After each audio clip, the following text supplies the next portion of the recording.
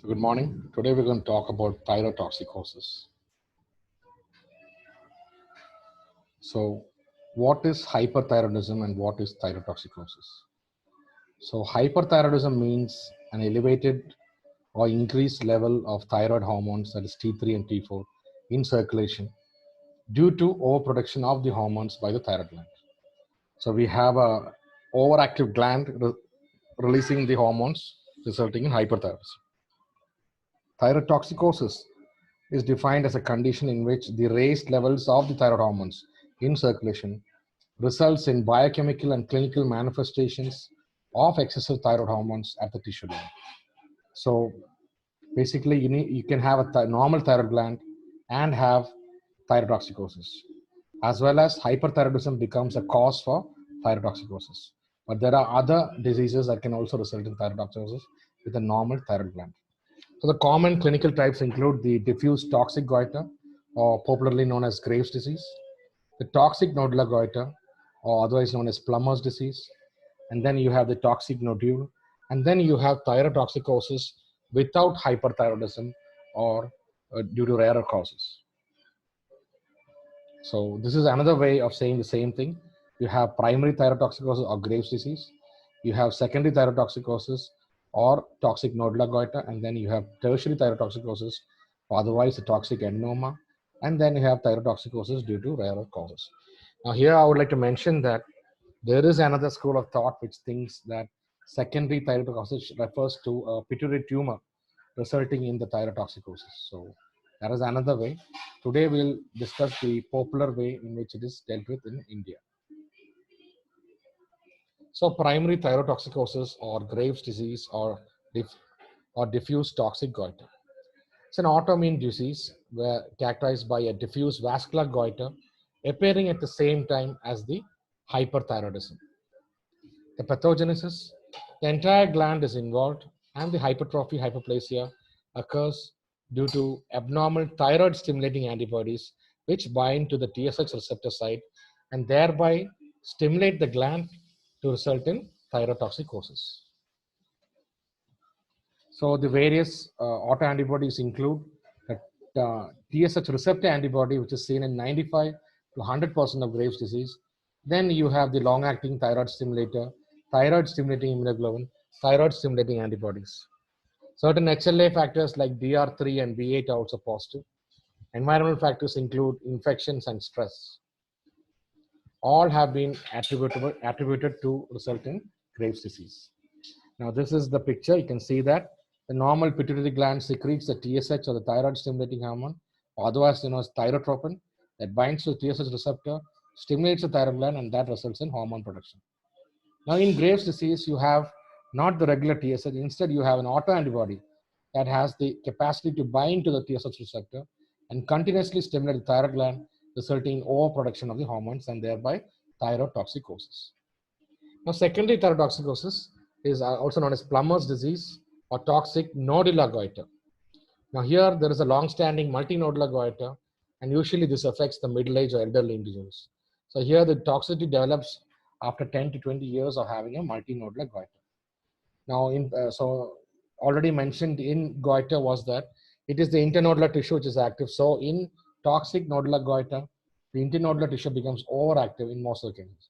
In some, however, there can be one or more nodules which are overactive due to the presence of autonomous thyroid tissue, as in an adenoma. A tertiary thyroidosis is an autonomous functioning tumor or an adenoma which presents as a toxic solitary nodule of the thyroid gland and produces high levels of T3 and T4. So here the rest of the thyroid tissue surrounding the nodule is suppressed and inactive. Only the nodule is functioning, and so that is a toxic adenoma. Now the differences between primary and secondary. Now, primary thyrotoxicity affects individuals below 35 years or the younger age group, while the secondary affects the middle-aged or the above 35-year age group. And the onset in Graves is usually acute, while in toxic nodular, it's an insidious onset. Similarly, the hyperthyroidism is more severe in primary, while it is mild to moderate in secondary. The systems involved, the CNS system with the eye is more involved in primary thyrotoxicosis, while more of the cardiac system is involved in secondary thyrotoxicosis. Now, regarding the clinical presentation, usually the symptoms appear first, and then you will see the enlarged gland. There is usually no pre-existing thyroid enlargement or goiter. In the case of secondary, there is a long-standing multinodular goiter, so the swelling is already there, and then the features of toxicity develop.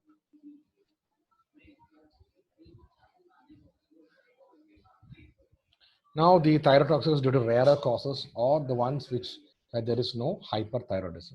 So here, thyrotoxicosis factitia. Now, it's a condition where over intake of oral thyroxine can result in thyrotoxicosis.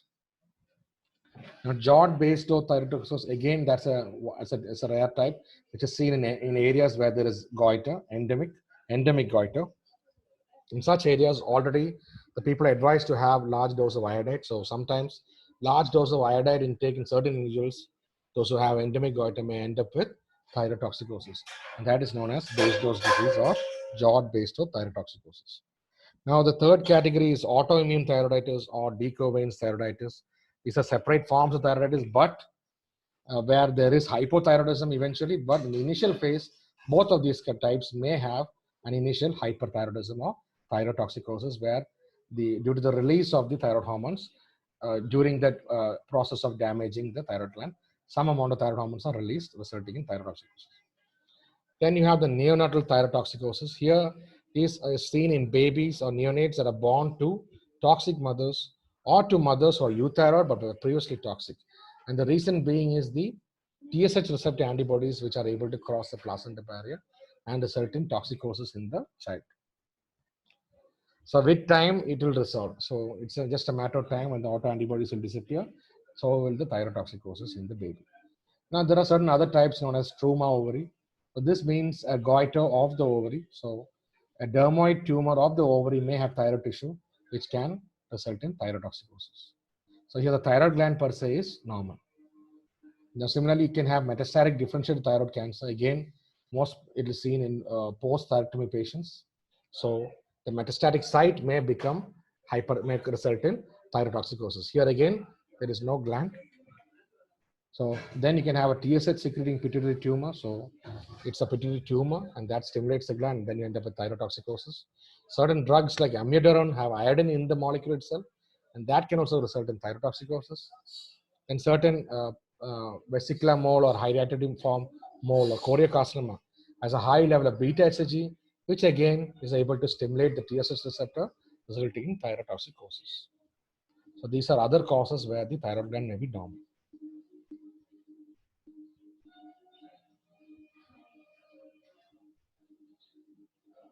So now the clinical features of thyroid. I will be speaking in the general perspective, and later on I'll give a perspective of the Graves' disease as well. So now you have the goiter. So in Graves or primary type, you have the diffuse thyroid swelling, which may be firm or soft, maybe small or large, and usually acute onset. Now in the nodular or the toxic nodular goiter, you have the MNG, which is a nodular goiter, which is firm and the onset is insidious. So WHO classification, you have grade 0 means no palpable or visible goiter. Grade 1A is that the goiter is palpable but is not visible on extension of the neck. Grade 1B, it is palpable and it is visible only on extending the neck. Grade 2, it is a visible goiter with neck in normal position. And grade 3 is a large goiter which is visible from a distance.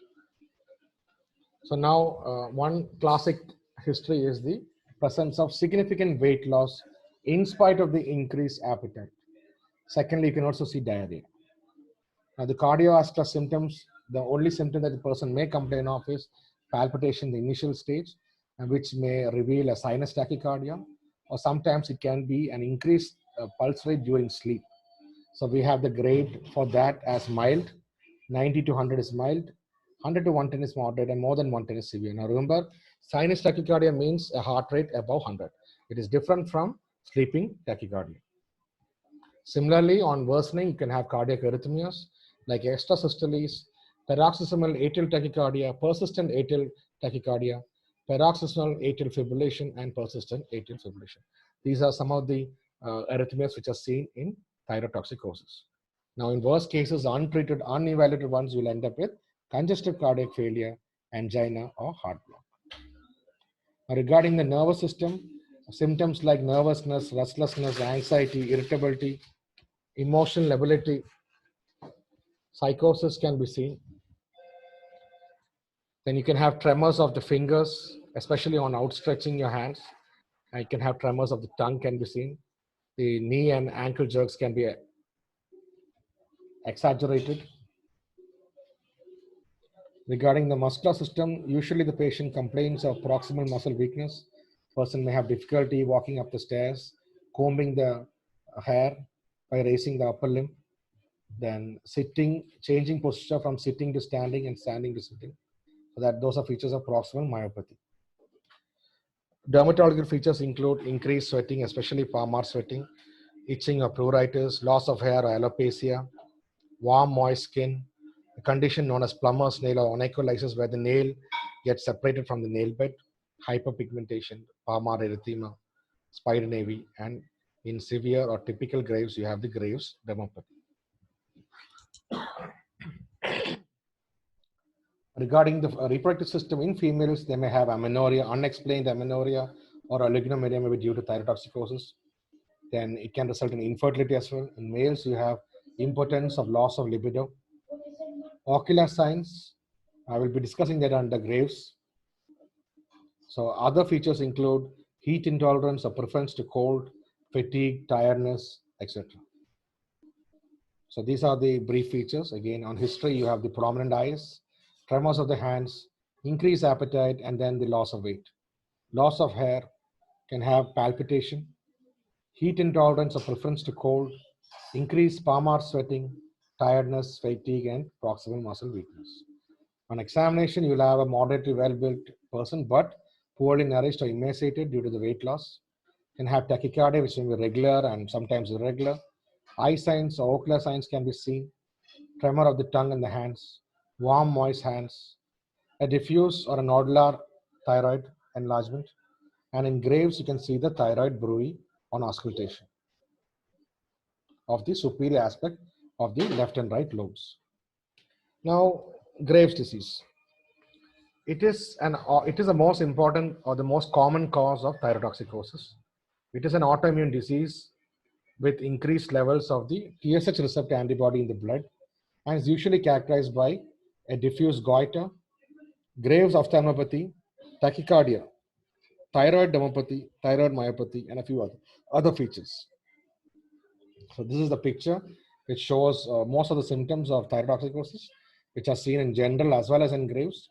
You have the exophthalmos, goiter, sweating, headache, weight loss, nervousness, arrhythmia, tachycardia, nausea, diarrhea, amenorrhea, oligomenorrhea, proximal muscle weakness, and tremors of the hand. We can go a step further by showing the legs and the pretibial myxedema. So the goiter, I already mentioned, it can be small or large. It's usually diffuse and is usually soft or firm in consistency, and the onset is acute. A thrill may be present due to the increased vascularity, and on auscultation, a thyroid bruit can be heard on the superior aspect of the lateral lobes. Now, the eye signs are commonly seen in most cases of thyroidosis, but usually non-infiltrated type. But in Graves, you can see the typical or characteristic infiltrative ophthalmopathy, and this is due to the infiltration and the deposition of mucopolysaccharides in the retroorbital space, resulting in the exophthalmos. Similarly, antibody-mediated effects are seen on the extraocular muscles. So these are the common ocular signs which can be seen in thyrotoxicosis and also in Graves. So you have the von Graffi sign where the upper lid lags behind and looking downwards. You have the Dalton sign where the upper sclera is visible due to the retraction of the upper eyelid. You have the Stellwag sign, that is a staring look and the infrequent blinking with widening of the valvular palpebral fissure.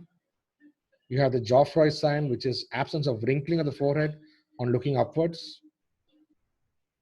So in Graves ophthalmopathy, you have exophthalmos, which may be already seen by the previously mentioned ocular signs. But significant ones, you'll have to do the Nafziger's test, wherein you stand behind the person and look down over the supraciliary arch. And there you will be able to see the cornea protruding beyond the supraorbital ridge. And that suggests exophthalmos. Similarly, the same can be technically measured using a exophthalmometer. Now they have ophthalmoplegia. This is due to the weakness of the extraocular muscles, again due to the edema and infiltration of these muscles. And usually it affects the inferior oblique muscle, and so the upward eye movement may be affected and results in diplopia. Similarly, at this point, you can also get the Mobius sign, where the person loses the ability to converge the eyeball. In again moderate cases of ophthalmoplegia, you will have edema of the eyelids, conjunctival congestion, injection, and chemosis. In severe cases, you end up with papillary edema and corneal ulceration. So this eventually results in blindness. So this severe and progressive exophthalmos is known as malignant exophthalmos. Now that's about Graves of ophthalmopathy. So now you have the Graves dermopathy, or otherwise known as pretibial myxedema.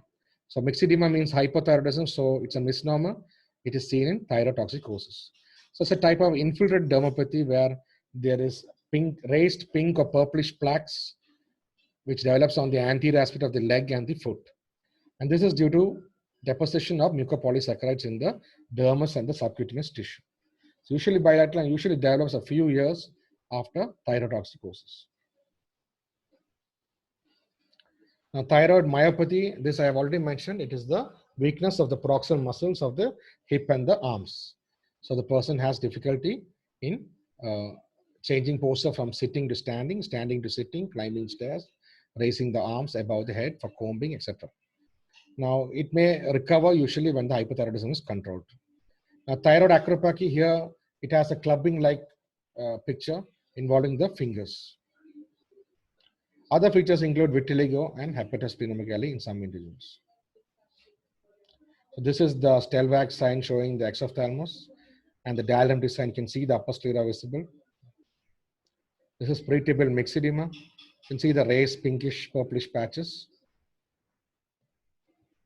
Thyroid acropathy. It's a clubbing like picture involving the fingers. So saying this, I thank you. Now in the next session, we will deal with the investigations and management of thyrotoxicosis.